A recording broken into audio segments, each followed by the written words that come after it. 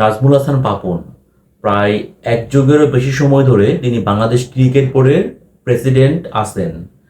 তবে সম্প্রতি যে ব্যাপারটা ঘটেছে, যেহেতু সরকারের পতন হয়েছে গত 5 আগস্ট, এরপর থেকেই আমরা কিন্তু একটা পালা বদলের বা দিন বদলের গল্প কিন্তু আমরা দেখতে পাচ্ছি। এবং সেই গল্পে বা সেই বাতাসে সেই হাওয়াটা কিন্তু অলরেডি বিসিবিতেও লেগেছে।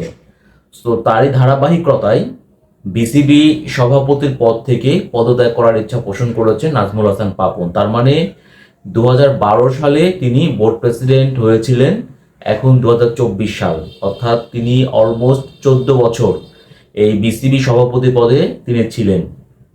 তার সময় তাকে নিয়ে অনেক সমালোচনা আছে, এবং সবচেয়ে বেশি যে কথাটা বলা হয় সেটা হচ্ছে বাংলাদেশ ক্রিকেটকে ধ্বংস করার পেছনে নাকি পাপনের সবচেয়ে বড় হাত আছে, এরকম কথা বলা হয়। এবং অনেক আগেই কিন্তু যারা বাংলাদেশ ক্রিকেটের সমর্থক আছেন তারা পাপনকে বিসিবি সভাপতির পদ থেকে পদে আর দেখতে চাননি, বা সবসময় কিন্তু বলেছেন যে যেহেতু বাংলাদেশের ক্রিকেটটাকে ধ্বংস করার পেছনে পাপনের হাত রয়েছে, তিনি ধ্বংস করে ফেলেছেন, তো বিসিবি প্রেসিডেন্ট হিসেবে আমরা আর পাপনকে দেখতে চাই না।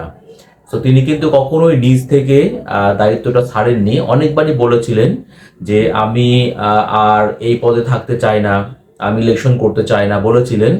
বাট শেষ পর্যন্ত তিনি কিন্তু তার দায়িত্বটা ছাড়েননি, তিনি কিন্তু কখনোই পদত্যাগ করেননি, বা তিনি ইলেকশন থেকেও দূরে থাকেননি। তিনি বোর্ড পরিচালক হয়ে তিনি ফের প্রেসিডেন্ট হয়েছিলেন। তো এখন পরিবর্তিত পরিস্থিতিতে আসলে বিসিবি সভাপতির দায়িত্ব না ছেড়ে, মানে পদত্যাগ না করে আর কিন্তু কোনো উপায় নেই। তবে এই ক্ষেত্রে তিনি কিন্তু নিজ থেকেই আসলে পদত্যাগ করার সিদ্ধান্ত নিয়েছেন, কারণ আপনারা সবাই জানেন যে যদি বোর্ডে বিসিবিতে হস্তক্ষেপ করা হয় সরকারের পক্ষ থেকে, তাহলে পারে আইসিসি থেকে কিন্তু একটা নিষেধাজ্ঞা আসতে পারে।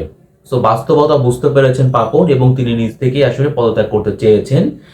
হয়তো পরবর্তীতে যে বিসিবির বোর্ড সভা ডাকা হবে সেখানে হয়তো ঘোষণা দিয়ে দেওয়া হবে যে নাজমুল হাসান পাপন পদত্যাগ করেছেন। তো পাপনের সময় যে কথাটা সবচেয়ে বেশি বলা হয় যে তিনি 14 বছরের মতো তিনি আসলে বোর্ড সভাপতি ছিলেন, কিন্তু এই সময়ে তিনি তৃণমূল পর্যায় থেকে খেলোয়াড় তুলে আনতে পারেননি।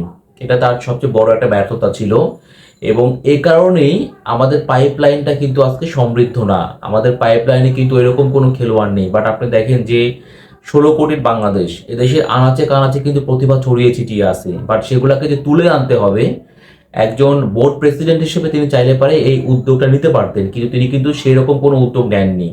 হ্যাঁ, যে তিনি তৃণমূল পর্যায়ে থেকে খেলোয়াড় তুলে নিয়ে আসতে তিনি ফুল ব্যর্থ হয়েছেন।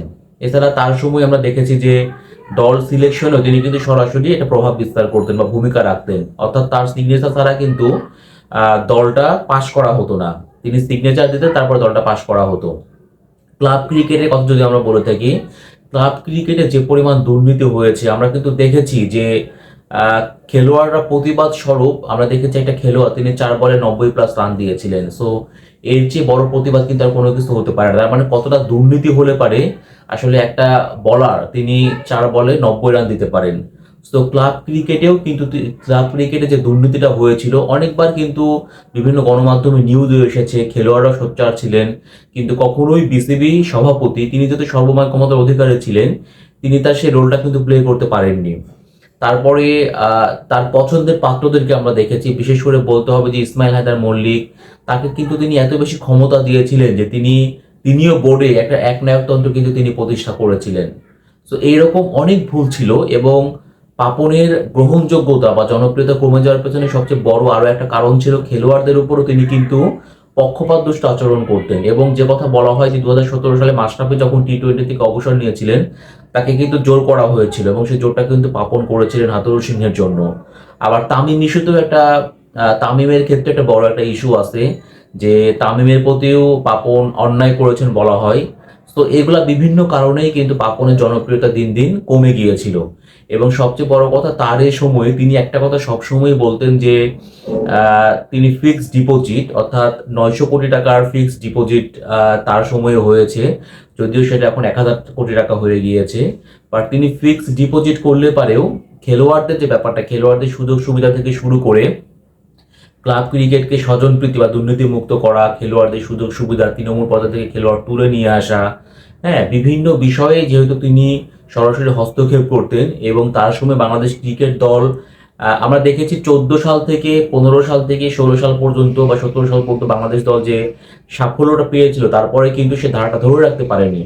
তো একজন বোর্ড প্রেসিডেন্ট হিসেবে তার কিন্তু অনেক কিছু করার সুযোগ ছিল, বাট তিনি তো শুধু আসলে বোর্ড প্রেসিডেন্ট হলেও তার কিন্তু আরো অন্য পরিচয় ছিল। তিনি একজন পলিটিশিয়ান ছিলেন, তিনি ভ্যাকসিন করতে চাকরি করতেন।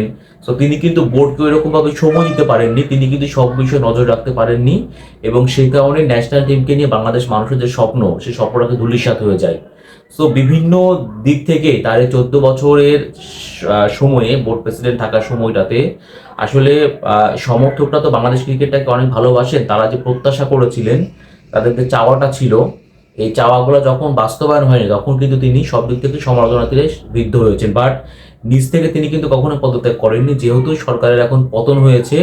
তো পরিবর্তিত পরিস্থিতিতে আসলে পাপনের এই বোর্ড প্রেসিডেন্ট পদে থাকার আর কিন্তু কোনো সুযোগ ছিল না এবং তিনি অনেকটা বাধ্য হয়েই আসলে এইরকম একটা জনপ্রিয় একটা পদ থেকে তিনি কিন্তু অবসর নিতে বাধ্য হলেন। অবসর না, আসলে পদত্যাগ করতে তিনি কিন্তু বাধ্য হলেন। তো এরই মধ্য দিয়ে পাপনের 14 বছরের অধ্যায়ের আসলে একটা সমাপ্তি কিন্তু ঘটতে চলেছে খুব শীঘ্রই, কারণ যে কোনো সময়ই বিসিবি থেকে জানিয়ে দেওয়া হবে যে নাজমুল হাসান পাপন, আনুষ্ঠানিকভাবে জানিয়ে দেওয়া হবে তিনি পদত্যাগ করেছেন।